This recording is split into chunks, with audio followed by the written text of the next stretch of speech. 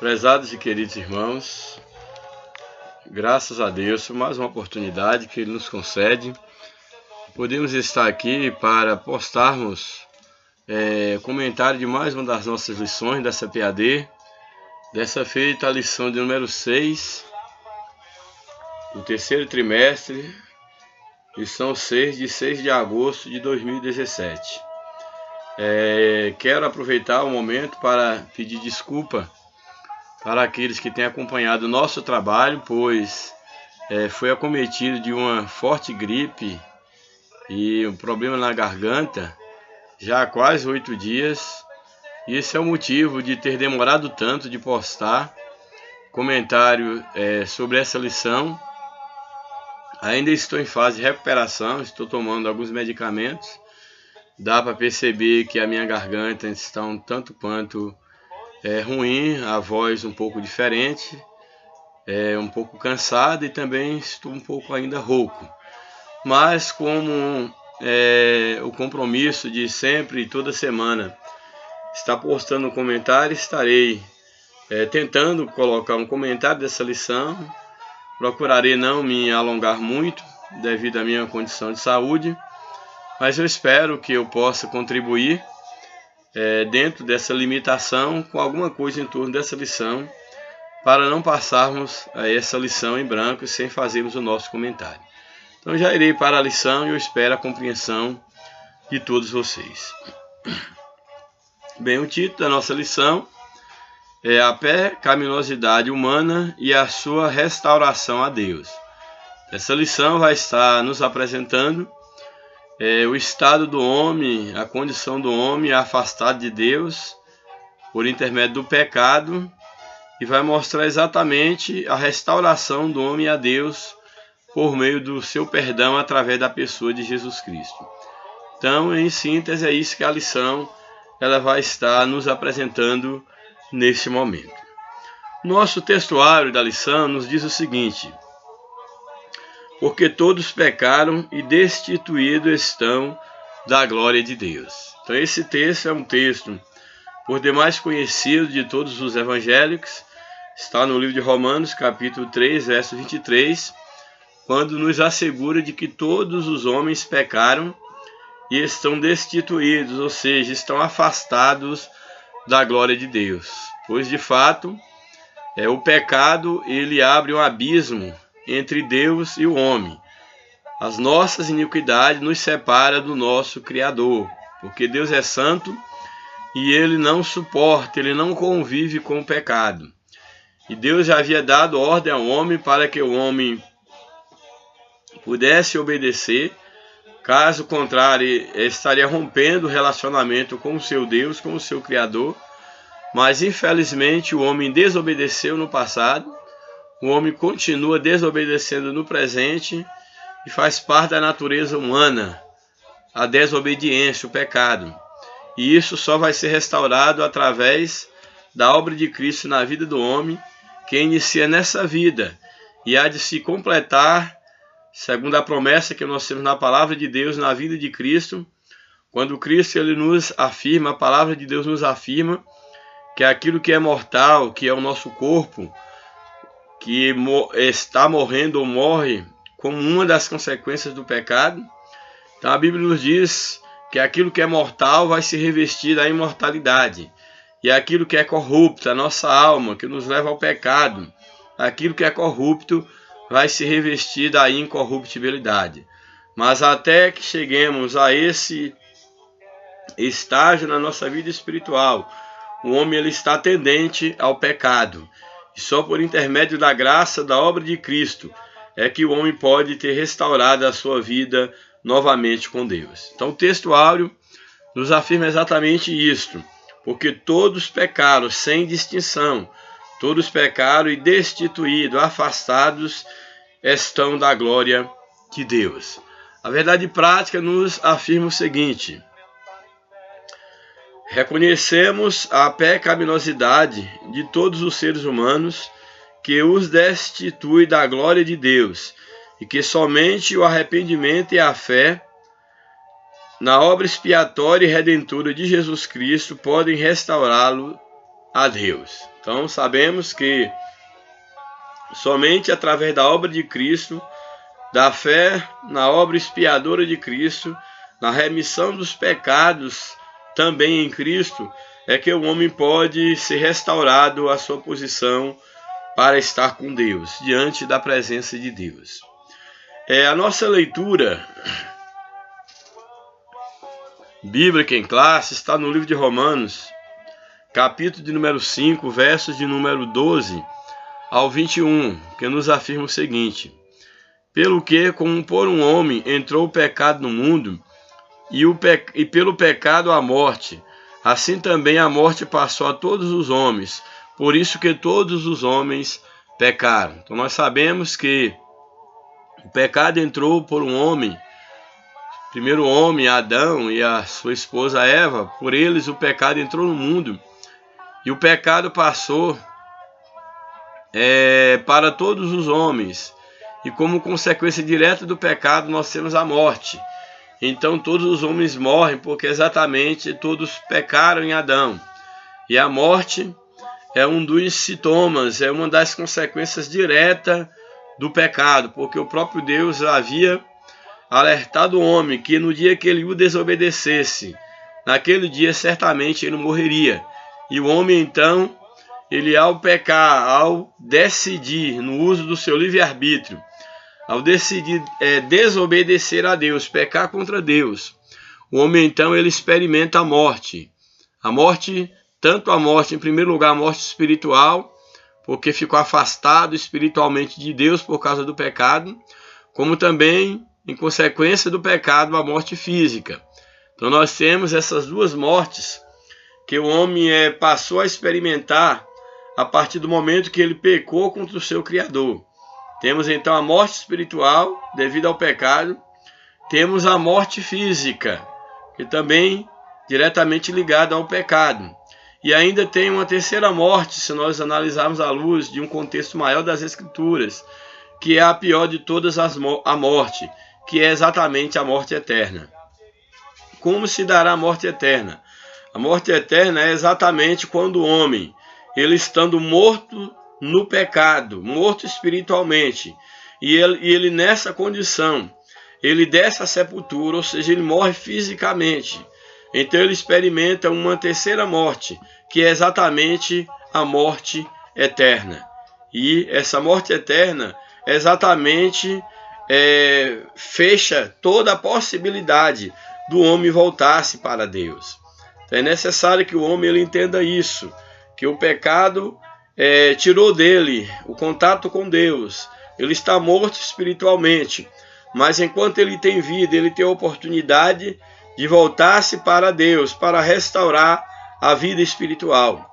Porém, se esse homem ele permanecer distante de Deus, morto no pecado, morto espiritualmente para Deus, e baixar a sepultura, morto espiritualmente, ele experimentará, ele selará o seu destino de morte eterna, ou seja, estará eternamente separado de Deus, sem mais nenhuma possibilidade de voltar-se para Deus. Essa seria então a terceira morte em termos espirituais, a morte eterna.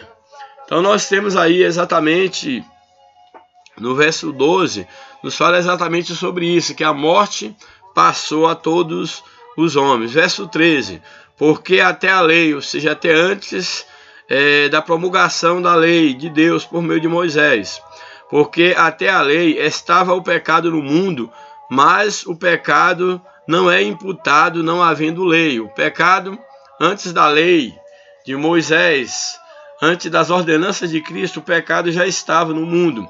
Porém, por não haver uma lei, não haver algo estabelecido, para que o homem pudesse observar, apesar do pecado estar no mundo, até então, em termos da lei, em termos legais, o homem ele ainda não tinha que responder, podemos dizer assim, legalmente, imputar um erro, exatamente pelo desconhecimento de uma lei que o levasse a isso, apesar de que ele estava já em pecado. Então o verso 12, 13, nos diz exatamente isso, porque até a lei estava o pecado no mundo, mas o pecado não é imputado, não havendo lei. Verso 14. No entanto, a morte reinou desde Adão, ou seja, não havia lei, mas o homem já estava morto espiritualmente, morto no pecado. Aí o verso 14 nos diz exatamente isto. No entanto, a morte reinou desde Adão até Moisés, ou seja, até a chegada da lei, a morte reinava, o pecado reinava, até sobre aqueles que não pecaram, à semelhança da transgressão de Adão, o qual, no caso Adão, é a figura daquele que havia de vir. Quem havia de vir? Cristo. Adão, ele pecou e viria Cristo. E Adão seria essa figura de Cristo. Cristo viria e enfrentaria o mundo e sem pecado agradaria a Deus e resgataria o homem de volta para Deus. O verso de número 15. Mas não é assim o dom gratuito. Qual é esse dom? É a graça de Deus, a salvação em Cristo Jesus. Mas não é assim o dom gratuito como a ofensa, porque se pela ofensa de um homem morreram muitos, muito mais a graça de Deus e o dom pela graça que é de um só homem, Jesus Cristo, abundou sobre muitos. Muito interessante o verso 15. Lembrando que nós estamos fazendo a leitura bíblica em classe, que está no livro de Romanos, capítulo 5, os versículos 12 ao 21. Então aqui nesse verso 15 que nós já estamos, nos diz exatamente isso. Mas não é assim o dom gratuito como a ofensa. Porque se pela ofensa de um morreram muitos, pela ofensa de Adão, todos os homens morreram em Adão, muito mais a graça de Deus e o dom pela graça, que de um só homem, Jesus Cristo, abundou sobre muitos. Então, por um homem o pecado entrou no mundo. Por um homem, Jesus Cristo o justo, a graça entrou no mundo e alcançou todos os homens. Por um homem o pecado entrou no mundo e alcançou todos os homens que pecaram em Adão. Por Jesus Cristo, que é a graça de Deus, todos os homens são perdoados e são alcançados pela misericórdia de Deus. O verso de número 16. E não foi assim o dom, como a ofensa por um só que pecou, porque o juízo veio de uma só ofensa. Por uma só ofensa, o juízo veio sobre todos. Na verdade, para a condenação, mas o dom gratuito veio de muitas ofensas. Então o juízo veio por causa de uma ofensa, mas o dom veio para cobrir muitas ofensas, para a justificação. É o que nos diz o verso de número 16. O verso de número 17 nos afirma: porque se pela ofensa de um só a morte reinou por esse, muito mais que os que recebem a abundância da graça e dom da justiça reinarão em vida por Jesus Cristo. Então, o pecado abundou, reinou por meio de Adão, mas a graça abunda por meio de Jesus Cristo. Verso 18. Pois assim como por uma só ofensa veio juízo sobre todos os homens para a condenação, assim também por um só ato de justiça veio a graça sobre todos os homens para a justificação de vida. Então o pecado por um homem, o pecado veio a todos os homens, mas por um só homem, Jesus Cristo, a justificação em Cristo, todos podem alcançar. Verso de número 19. Porque como pela desobediência de um só homem, muitos foram feitos pecador, assim pela obediência de um, muitos serão feitos justos. Verso 20. Veio, porém, a lei para que a ofensa abundasse, mas onde o pecado abundou, superabundou a graça de Deus. Então a lei veio exatamente para trazer à tona, revelar o pecado do homem. E a partir da lei o homem ele é responsabilizado. O pecado, não que a lei aumente o pecado, mas a lei revela a gravidade do pecado. Então a lei faz com que o pecado aumente nesse aspecto. A lei por meio da ofensa, faz com que o pecado abunde, ou seja, que haja esse conhecimento da gravidade do pecado. Mas a Bíblia diz que aonde o pecado abundou, superabundou a graça, a misericórdia de Deus em Cristo Jesus. E o verso 21, que é o último verso da leitura, nos afirma o seguinte: porque assim como o pecado reinou na morte, também a graça assim como o pecado reinou na morte, também a graça reinou pela justiça para a vida eterna por Jesus Cristo, nosso Senhor. Louvado seja o nome de Jesus para sempre.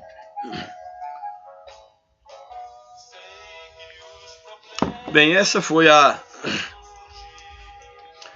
leitura em classe. Agora estaremos apresentando aí de uma maneira muito panorâmica aí os pontos da lição, fazendo comentário. Não estarei lendo assim na íntegra como costumo ler, pois não há nenhuma possibilidade da minha garganta, mas vou só estar apresentando aí os tópicos da lição.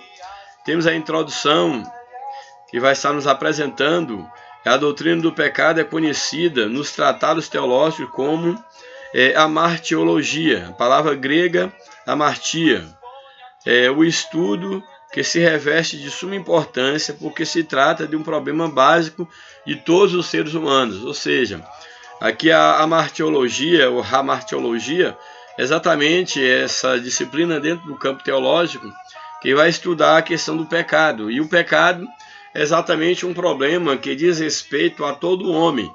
Então esse tema é um tema que deve interessar a todos, porque não há um homem justo diante de Deus, não há um homem que não seja pecador e está consciente, inteirasse da gravidade do pecado e do único meio para a sua restauração deve ser um dever de todo ser humano, que é buscar o perdão em Cristo Jesus.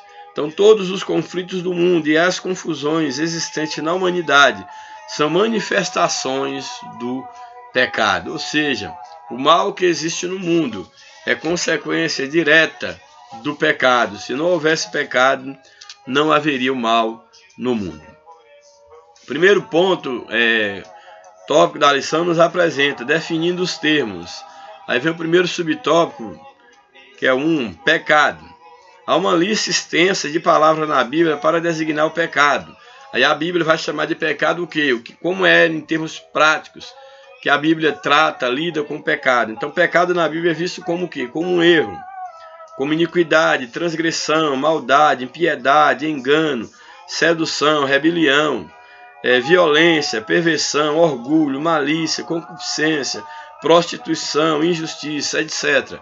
Então, tudo isso na Bíblia são mencionado como sendo manifestações do pecado, como sendo o pecado. E o comentarista ele coloca aqui um pouco mais abaixo na lição, ele nos apresenta, mas há um termo genérico para designar o pecado com todos os seus detalhes. Aí ele coloca aqui dois termos aqui, que é o termo atate e seu equivalente é atá. Chatá escrito aqui, mas se lê atá. Então, chatat, que lê atat, e chatar, que lê-se atá. Então, esses termos literalmente significam errar o alvo. Então, o que é pecado? Pecar é errar o alvo. Ou seja, o homem, ao errar o caminho para Deus, ele peca. Ou seja, o homem ele veio de Deus e ele deveria estar em Deus.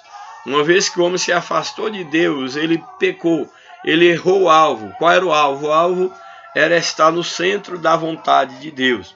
Então, uma vez que o homem desobedece a Deus, ele erra o alvo nesse aspecto, que ele deveria andar na direção de Deus.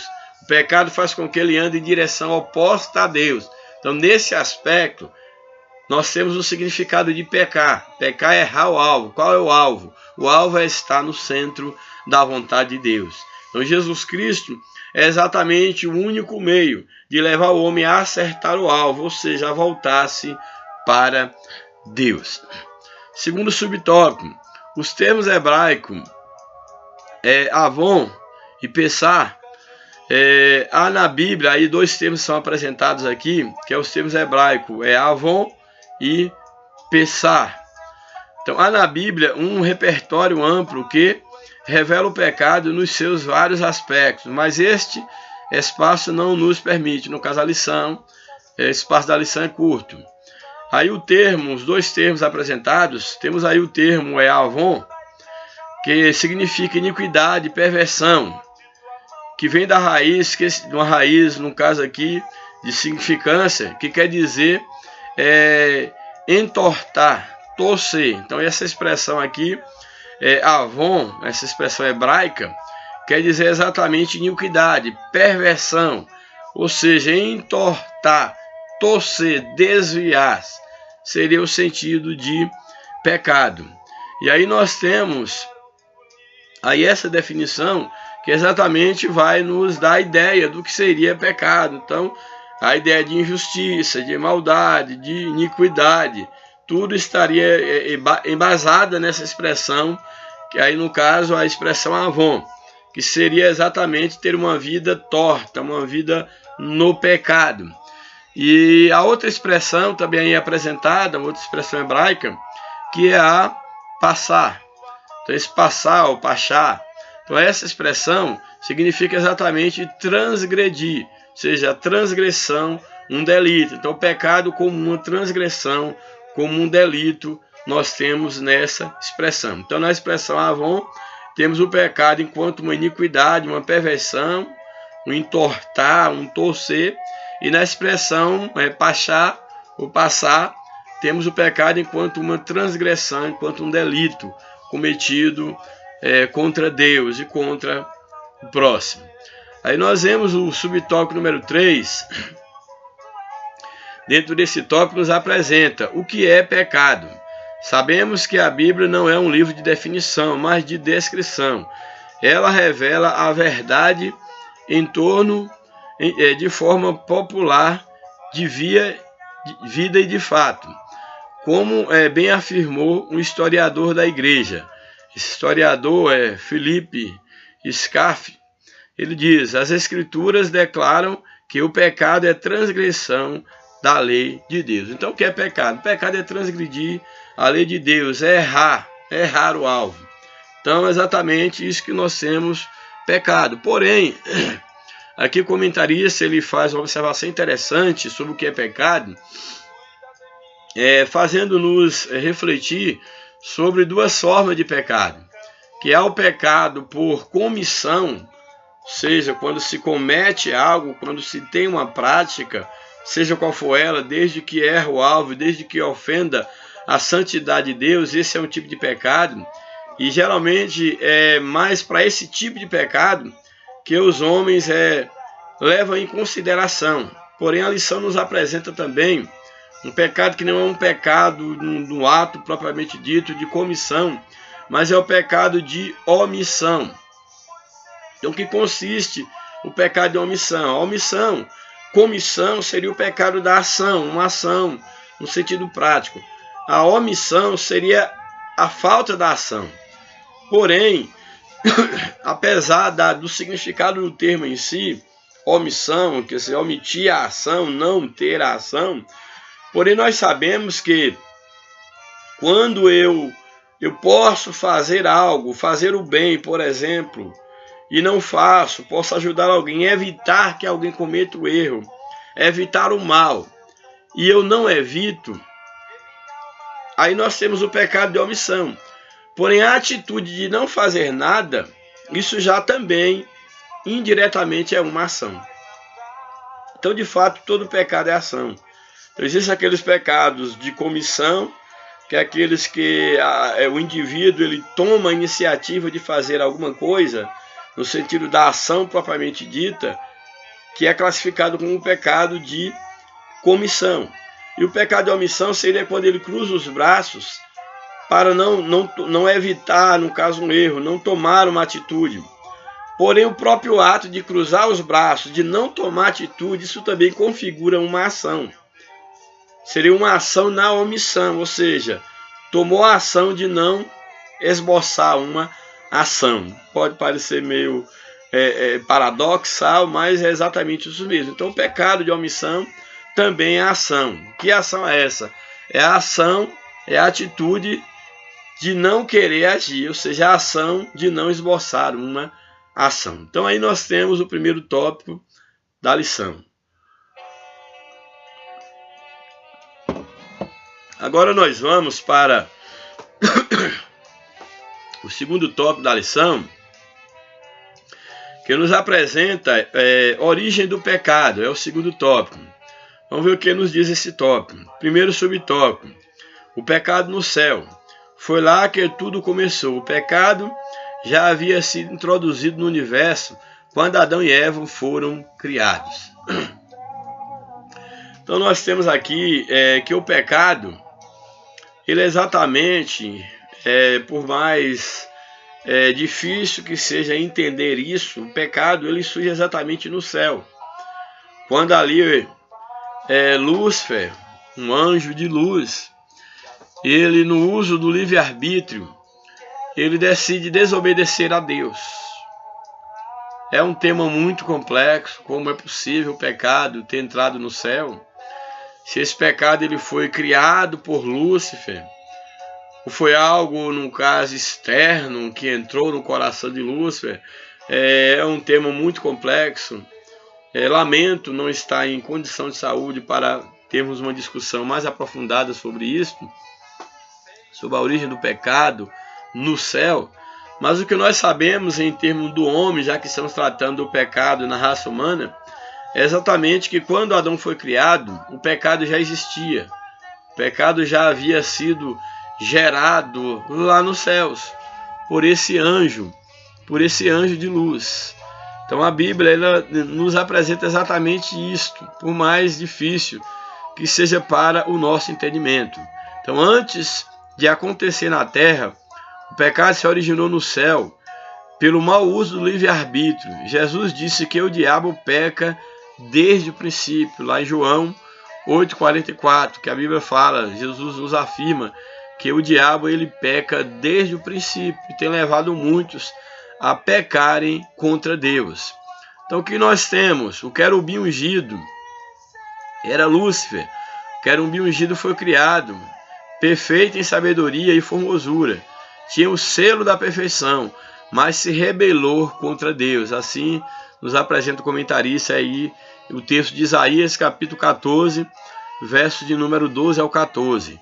Foi o orgulho e a soberba que fizeram esse querubim se transformar em Satanás. Na verdade, Deus não criou Satanás, Deus não criou o maligno. O que Deus criou foi Lúcifer, foi esse anjo de luz. Porém, ele se transformou no Satanás. Então, ele se tornou mal por uma escolha, pelo uso do seu livre-arbítrio. O segundo tópico nos apresenta o pecado no Éden. Adão tinha a permissão de Deus para comer de todas as árvores do jardim, exceto, ou seja, havia uma árvore que não podia, exceto da árvore da ciência, ou seja, do conhecimento do bem e do mal. Aí temos o texto no livro de Gênesis, capítulo 2, verso 16, parte B a 17, quando nos diz assim: de toda árvore do jardim comereis livremente, mas da árvore da ciência do bem e do mal, dela não comerás, porque no dia em que dela comeres, certamente morrerás. Então nós temos aqui essa observação de Deus, que o homem não deveria comer do fruto do conhecimento do bem e do mal. Há muitas especulações sobre esse fruto. A velha história da maçã, que sinceramente não tem nada a ver. Eu até costumo brincar com os meus alunos, quando alguém aborda essa questão de ter sido a maçã, eu costumo dizer, se tivesse que eleger um fruto dentro da nossa linguagem, eu diria que foi o abacaxi, que a gente está aí descascando esse abacaxi até hoje. Mas de fato isso é bobagem, está querendo especular qual foi o fruto. Há também um perigo muito grande, porque alguns toma essa proibição como sendo uma referência ao sexo, e aí que o fruto proibido foi exatamente que Adão não poderia ter relações sexuais, no caso aí com Eva, e ele teve. Então esse era o pecado, esse era o fruto proibido, mas é um grande engano e falta de conhecimento das Escrituras, mesmo porque o sexo ele foi dado por Deus para a procriação, e isso, é claro, dentro do casamento. E havia uma ordem divina que o homem crescesse, multiplicasse e enchesse a terra, e essa ordem foi dada bem antes da queda do homem. Então, antes que o homem caísse, Deus já o fez para procriar. Uma das ordens de Deus, além das demais, de cuidar do jardim ali, dos animais, uma da ordem de Deus era exatamente o sexo, que o homem deveria fazer sexo para poder procriar, multiplicar e encher a terra. E a proibição do fruto aí do conhecimento foi algo, no caso, quando Deus planta o jardim, aí Deus já havia dito ao homem que ele deveria multiplicar, então no caso encher a terra, e isso só era possível através do sexo. E aí depois, numa outra ordem divina, a ordem posterior, a ordem de multiplicar e encher a terra, era exatamente essa observação de não comer do fruto do conhecimento, do bem e do mal. Mas o homem, infelizmente, ele lançou mão desse fruto pela curiosidade, e ele pagou e paga um preço muito caro. Apesar das discussões que existem dentro do campo da filosofia em relação ao pecado original, ao ato de desobedecer, há até quem diga que uma das maiores contribuições que Adão e Eva deu para a humanidade foi exatamente o pecado. Então há quem defenda essa linha, esse questionamento dentro do campo filosófico, porque exatamente uma vez que o homem ele lança mão do pecado, segundo essa linha de pensamento, o homem estaria inaugurando a sua liberdade, o seu livre-arbítrio. Então, se não houvesse a atitude de Adão de desobedecer, ele não estaria experimentando, inaugurando a sua liberdade, o seu livre-arbítrio. Leitura filosófica interessante, sim, muito interessante. Porém, nós sabemos que o pecado não é nada bom, não é nada de uma maldita herança que nossos pais deixaram, foi desobedecer a Deus. Apesar de quem acha que foi a grande herança porque inaugurou a nossa liberdade, o pecado, à luz das Escrituras, à luz da Bíblia, nós sabemos que o pecado é uma maldição. Essa foi a grande herança que Adão deixou para nós. Foi exatamente uma maldição, foi exatamente o pecado. Então, o pecado, o homem, sim, ele expressa o seu livre-arbítrio, ele manifesta o seu livre-arbítrio, sim. Porém, nós sabemos que a despeito da manifestação do livre-arbítrio, da sua liberdade, o que o pecado fez foi exatamente tirar a verdadeira liberdade, a verdadeira vida do homem, que era viver no centro da vontade de Deus. Então nós temos aí, exatamente, aí o ponto nos apresenta que o pecado no Éden foi exatamente em decorrência dessa desobediência que o homem ele resolveu desobedecer a Deus. E aí nós vemos então que quando o homem ele desobedece, ele come, no caso desse fruto, e a Bíblia havia deixado bem claro, de toda a árvore do jardim comerás livremente, mas da árvore da ciência do bem e do mal dela não comerás, porque no dia em que dela comeres, certamente morrerás. Então nós vemos aqui, o homem toma dessa árvore, então ele come e ele morre imediatamente. O homem está morto espiritualmente e ele se vê despido, ele se vê nu diante de Deus. E essa nudez aqui não era só a nudez física. O homem se vê nu, ele procura se esconder da presença de Deus. É interessante nós observarmos que o homem, quando ele peca, aí leva, dá-se início, então, aí no homem Adão, é um desastre para toda a humanidade, a queda de toda a humanidade. Mas é interessante nós observarmos essa questão da nudez, a nudez do homem. Se nós formos observar de uma maneira lógica, antes do pecado não havia nudez. Por quê? Porque não havia nudez. A nudez ela só faz sentido diante da consciência da vestimenta, diante de regras que impõem, que nos fazem enxergar que estamos nus. Então, antes do pecado, de fato não havia nudez física e nem a nudez espiritual. Por quê? Porque exatamente o que levou o homem a perceber essa diferença, a esconder-se de Deus, foi exatamente a partir do momento que ele pecou. Então, até antes, quando o homem estava ainda lá na dispensação da inocência, quando ele ainda não havia pecado contra Deus, ele não tinha esse conceito de nudez.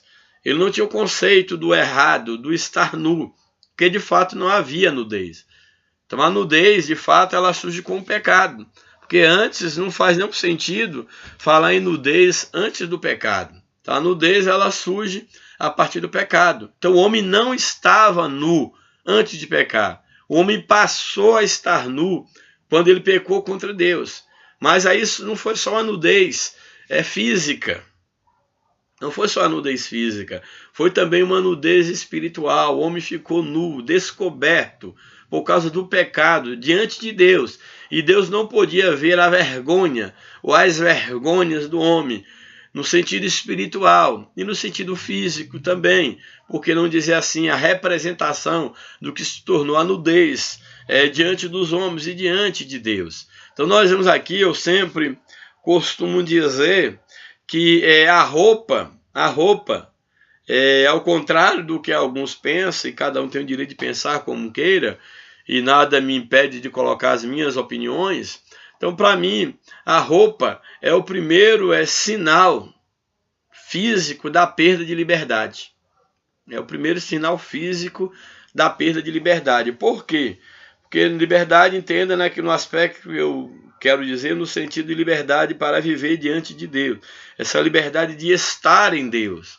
Porque exatamente, quando o homem ele peca contra Deus, ele se percebe nu. Já é uma barreira. Já seria o início dessa perda de liberdade no sentido de estar vivendo com Deus. Ao homem se perceber nu, ele sente a necessidade de se cobrir. Então ele procura ali folhas, no caso, para cobrir a sua nudez, que aquilo ali já era um sinal da perda da comunhão, da liberdade de estar com Deus. Então, na minha concepção, um sinal físico, já que o espiritual já havia acontecido, que seria a própria consciência do nu, do estar nu. Mas o sinal físico dessa perda de comunhão com Deus, dessa perda da verdadeira liberdade com Deus, foi exatamente a roupa. Porque naquele momento, Adão e Eva, que viviam de uma maneira, não havia o conceito de nudez. Quando eles pecam, eles querem cobrir as vergonhas, suas vergonhas. Eles querem colocar agora uma roupa, uma vestimenta, dentro da nossa linguagem, como sinal dessa separação, dessa barreira, dessa perda de liberdade. Então a roupa, dentro desse contexto, ou desse conceito que estou trabalhando, a roupa seria a primeira expressão da perda da comunhão, da liberdade do homem diante de Deus. Aí o subtópico número 3 nos apresenta a universalidade do pecado. Então a Bíblia é clara ao ensinar que herdamos a natureza pecaminosa de Adão. Isso passou a ser conhecido como pecado original. Então, Adão pecou e nós herdamos a natureza pecaminosa. Por isso que todos nós já nascemos em pecado. Salmista Davi, no Salmo 51, ele diz que eis que em iniquidade fui concebido.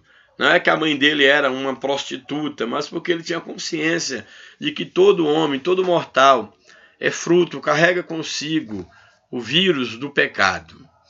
A lição ainda nesse subtópico 3, a universalidade do pecado, o comentarista nos apresenta o texto de Romanos 3, verso 23, que é um texto consagrado em relação à temática, quando nos diz assim: todos pecaram e destituídos, afastados estão da glória de Deus. Então o pecado é exatamente isso. Então a prova incontestável da universalidade do pecado é exatamente a morte. Então uma prova dentro desse subtópico, a universalidade do pecado. Pelo pecado entrou a morte no mundo. Então, a maior prova de que o pecado ele se tornou, ele tem alcance e alcançou a universalidade dos seres humanos. A própria natureza geme, aguardando ser liberta devido ao pecado. E a maior prova de que de fato o pecado ele entrou em todo o universo é exatamente a morte, porque todo homem ele morre. Seja ele rico, seja pobre, seja ele bom, seja ele ruim, seja ele quem quer que seja, todo homem morre. Então não há como negar a universalidade do pecado, porque há algo que todos temos que encarar. Deus não fez o homem para morrer. A morte, homem nenhum acostuma, nunca acostumou, nunca há de acostumar com a ideia da morte, por mais que ele prepare psicologicamente para a morte, mas o homem não foi feito para a morte. O homem não foi feito para morrer. Então, todos morrem, porém. Exatamente por quê? Porque o pecado ele é universal, ou seja, ele alcançou toda a raça humana, e a prova disso é que todos os homens eles morrem. Aí nós vamos então para o ponto, o subtópico, ou tópico 3, que é o último ponto da lição, mas antes quero trazer algumas observações ainda sobre a natureza do pecado, alguns comentários que vêm enriquecer para nós fecharmos a nossa lição.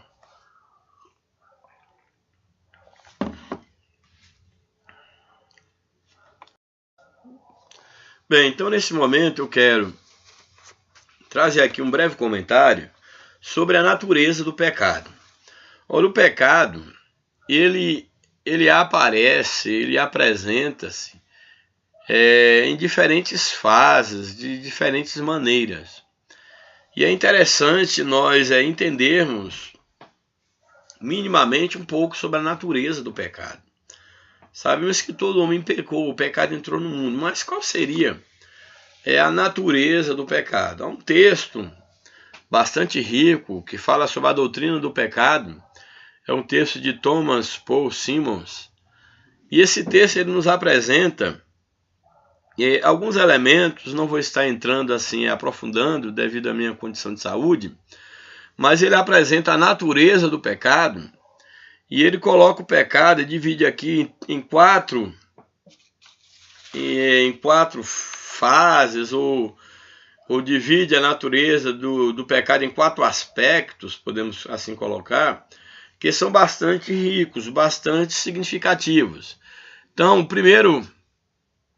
a primeira fase, vamos dizer assim, do pecado, que é apresentada por esse pesquisador, Thomas Paul Simmons, ele coloca o pecado como sendo um ato. Então, o pecado é um ato, que eu diria que seria o conceito mais conhecido de pecado, que é exatamente o pecado enquanto um ato. Então todos sabem que pecar é errar o alvo. Então errar o alvo é você cometer um ato, uma ação.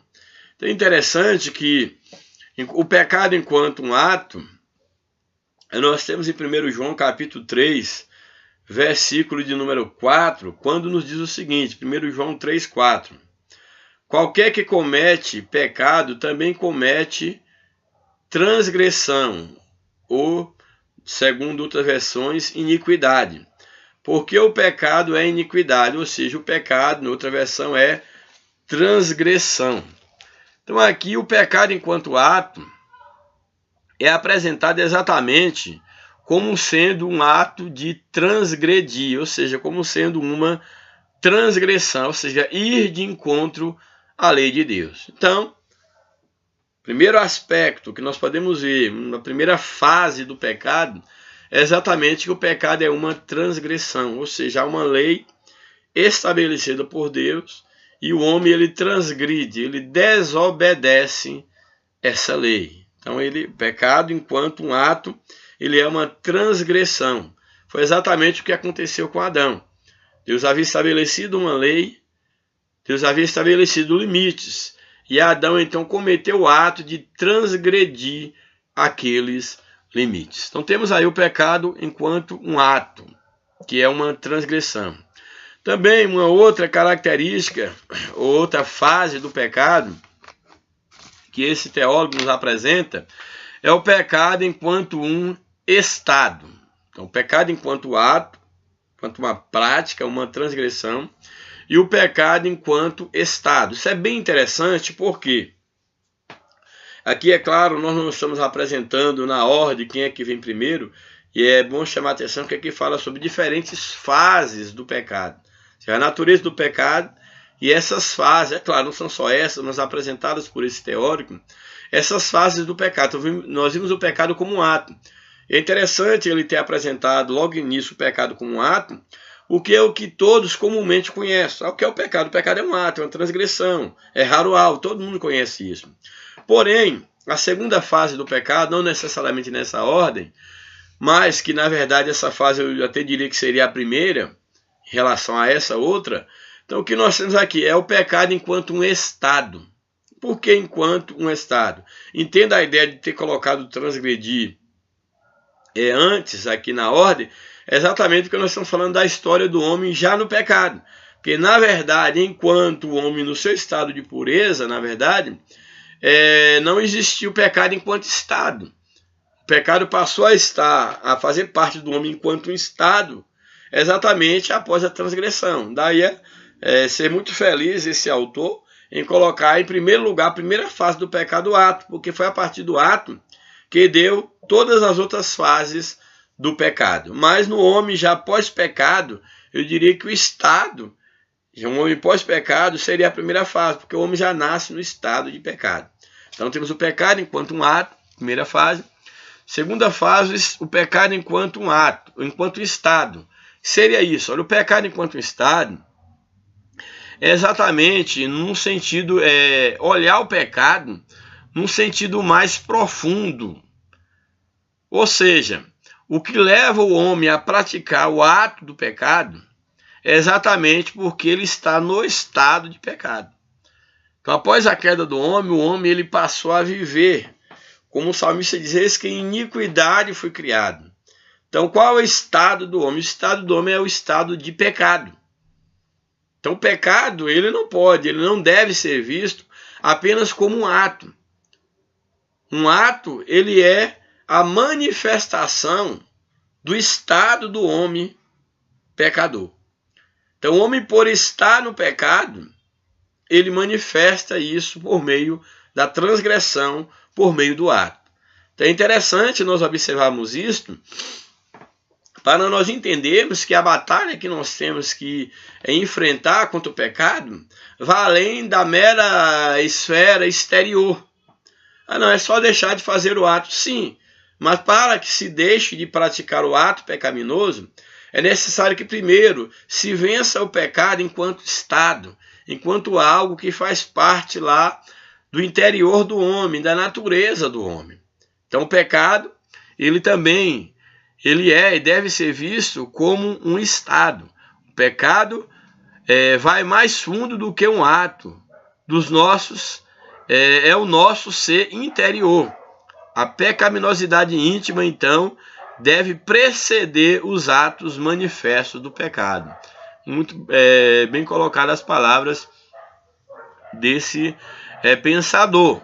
Então ele nos coloca aqui, enquanto ação, ou enquanto estado, melhor dizendo, o pecado ele precede os atos. Por quê? Porque é o estado do homem. Uma outra fase do pecado, ele coloca, é bem interessante, o pecado enquanto um princípio. Pecado enquanto princípio. Então vemos pecado como um ato, como um estado e como um princípio. Em que aspecto? O princípio é exatamente algo que tem que ser observado. Por exemplo, na lei de Deus havia princípios que regia a lei de Deus. Então o pecado, enquanto princípio, ele é uma rebelião contra Deus. Então faz parte da natureza do homem após a queda ele está constantemente se rebelando contra o seu Criador. A Bíblia diz que a inclinação do homem, a lei que há no homem, um princípio no homem pós-queda, é continuamente má. A inclinação do homem é continuamente má. Então aqui o pecado enquanto princípio, aí o comentarista aqui, esse autor, ele nos coloca o pecado como princípio. É rebelião contra Deus, é recusar fazer a vontade dele, que tem todo o direito de exigir obediência de nós. Então, o pecado enquanto princípio é exatamente o que? É essa lei que há em nós, que nos leva, nos impulsiona a desobedecer, a transgredir a lei de Deus através do ato. Então, o apóstolo Paulo, ele diz que o bem que ele quer fazer, ele não faz. Mas o mal que ele não quer fazer, ele faz. Porque há uma lei dentro dele que guerreia carne contra espírito. Então, o pecado, ele é um princípio. E esse princípio tem que ser vencido pela atuação do Espírito Santo na nossa vida. E, finalmente, uma outra fase do pecado é o pecado enquanto essência. Ou seja, pecado... Qual a essência do pecado? O pecado é um vírus. Então, na essência, todo homem, ele nasce com esse vírus, com essa essência, que é essa predisposição para estar, para apossar-se do mal, para afastar-se de Deus. Então, o pecado, ele tem uma essência. Ou seja, não há como nós estarmos aqui mensurando o que seria essa essência, mas minimamente nós temos que entender aqui a essência no sentido de que o pecado é um vírus, é algo, é uma, vamos dizer assim, uma substância imaterial, uma predisposição, algo espiritual que leva o homem o impulsiona a ofender o seu Criador. Daí a necessidade do novo nascimento, daí a necessidade da essência, do encher-se do Espírito para poder vencer a força do pecado. Então nós temos aí, são esses comentários que eu julguei muito interessante para nos auxiliar aí, a você professor, a você estudante da lição e da palavra de Deus, para refletir um pouco mais sobre a questão da natureza do pecado. E finalmente nós vamos para aí o último ponto da nossa lição. Nós estaremos aqui, então, abordando nesse último ponto, falando um pouco sobre a solução para o pecado. Todos nós já sabemos qual é a solução para o pecado. Jesus Cristo é a solução para esse mundo em crise. Então, para todo mal, Cristo é a solução. Então, temos aí a solução para o pecado. Primeiro ponto, subtópico. Nem tudo está perdido. A Bíblia narra a situação humana, descrevendo-a como mortos em ofensas e pecados. E a Bíblia nos diz, no livro de Romanos 6:23, que o salário do pecado é a morte. Então, o salário do pecado é a morte. Já falamos, a morte é o sinônimo de que todo o ser humano, toda a raça humana foi atingida pelo pecado. Então, o que é morte? Morte é separação. Então, o salário do pecado é a separação do homem de Deus. Separação física através da morte do corpo, separação espiritual através da morte espiritual e a separação eterna se o homem morrer, estando morto espiritualmente, ele morrer fisicamente. Mas ainda bem que o texto não para por aqui. A Bíblia diz que o salário do pecado é a morte. Está na primeira parte desse versículo aí de Romanos, capítulo 6, verso 23. Mas a parte B do versículo diz: mas o dom gratuito de Deus é a vida eterna. Então, a vida eterna em Cristo Jesus é o dom de Deus. Então, o homem tem a paga pelos seus erros, que é a morte, que é o salário do pecado.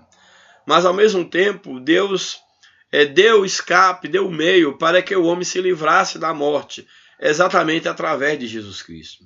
Então, para aqueles que culpam ou tentam inocentar o homem, Ah não, mas o homem pecou, Deus foi injusto com o homem, ele foi tentado, houve uma tentação externa, o diabo o tentou, então Deus é injusto em estar punindo o homem, em levá-lo para o inferno, em colocá-lo separado de Deus.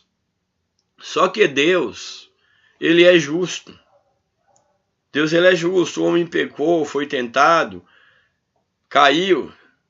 Porém, Deus deu um meio para o homem voltar-se para ele, que é através de Jesus Cristo. Então, Deus, na sua justiça, ele tinha que punir o pecado e puniu. O homem foi separado dele. Mas no seu amor, ele deu Jesus, para que através de Cristo o homem não tivesse nenhuma desculpa de dizer que Deus foi injusto, Deus não deu uma chance, o homem foi tentado e Deus não deu uma chance do homem voltar-se para ele. Deus estabeleceu o meio para que o homem retomasse a comunhão consigo mesmo, através de Jesus Cristo. Então o salário do pecado é a morte, mas o dom gratuito de Deus é a vida eterna em Cristo Jesus. E todos podem abraçar essa nova vida. O segundo subtópico da nossa lição, que é o último subtópico desse terceiro tópico, nos apresenta a provisão de Deus, que é aquilo que eu já falei.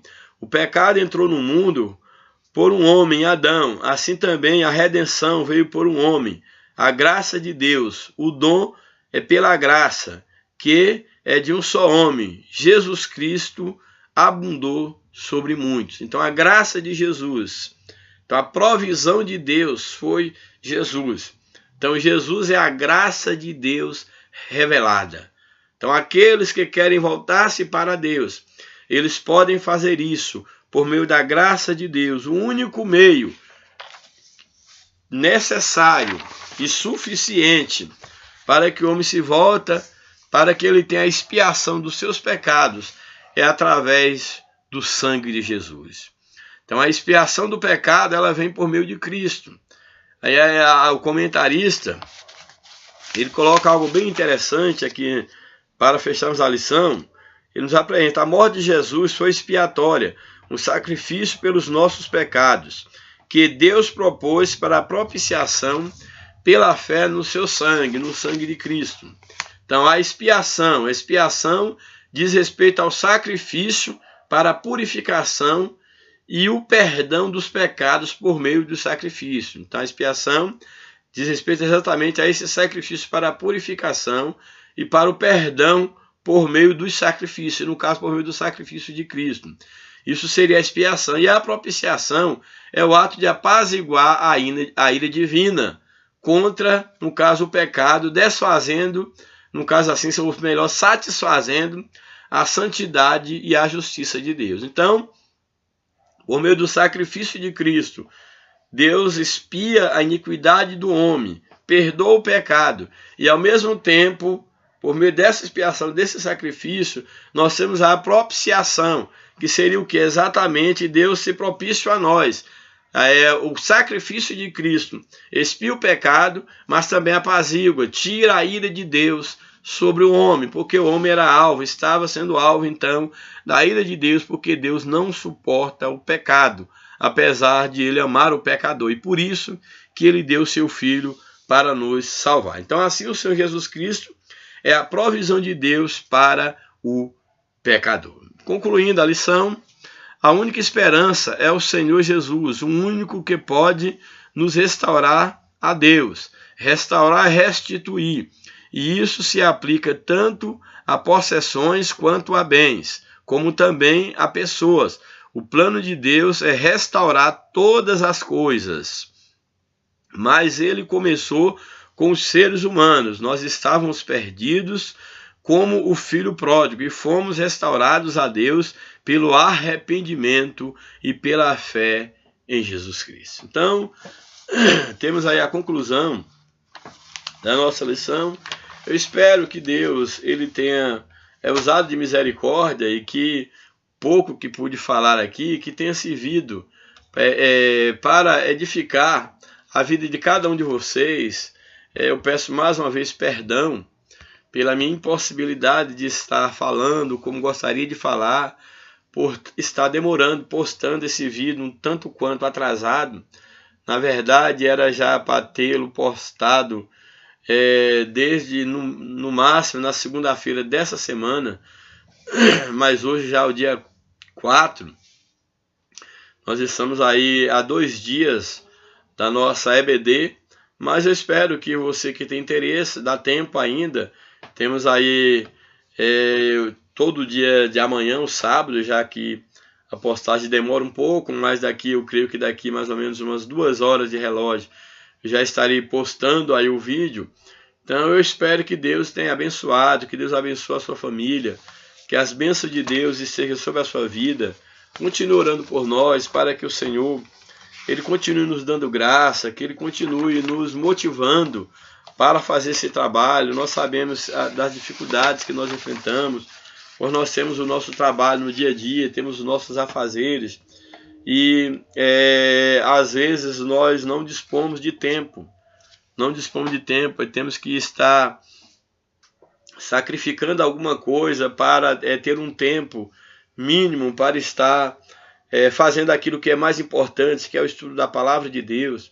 Então eu espero que vocês continuem orando por mim, para que Deus continue me dando graça, me dando motivação, e ao mesmo tempo continue aí reforçando o pedido, continue acessando nossos vídeos, levem outros para também fazerem isso, para estarem se inscrevendo no nosso canal, compartilhe sempre. É interessante que você compartilhe o nosso vídeo, porque você estará semeando, outros estarão fazendo isso, estarão compartilhando, e assim nós poderemos estar alcançando um número maior de pessoas. Repito, como falei, meu único objetivo aqui diante de Deus é tão somente estudar a palavra de Deus de uma maneira mais crítica, de uma maneira mais pé no chão, de uma maneira mais responsável. Então, faça isso, divulgue a palavra de Deus. Você que tem possibilidade, sabe como manejar essas ferramentas, você pode até estar gravando, quem sabe gravando DVDs com as nossas exposições, ofertando, distribuindo na tua igreja, distribuindo para os irmãos.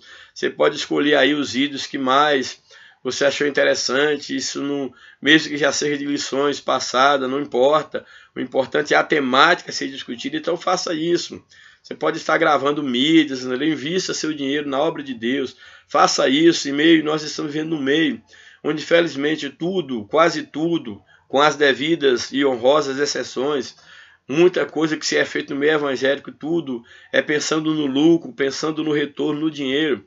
Então você possa, uma forma de você fazer esse investimento no mundo espiritual, levando outras pessoas a ter o conhecimento da palavra de Deus. Então você pode fazer isso através dos nossos vídeos, não só do nosso, mas também de outros, gravando os nossos vídeos em mídias, distribuindo na tua igreja, distribuindo para outros irmãos que não têm acesso à internet, à rede.